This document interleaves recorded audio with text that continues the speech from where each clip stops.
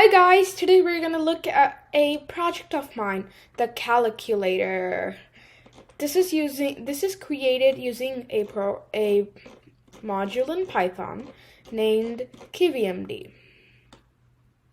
KivyMD is actually a graphical user interface. It has everything like buttons and text input boxes and everything you see in a mobile application.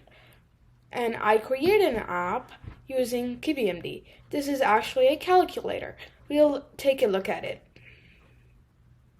Here you can see the calculator. You have all the buttons in here, and you can press whatever you want. You can press 2 + 2, and you can hit the equal to button, and then it's going to give you your result. And you can use multiplication to get your result. You can also use minus or subtraction to get your result.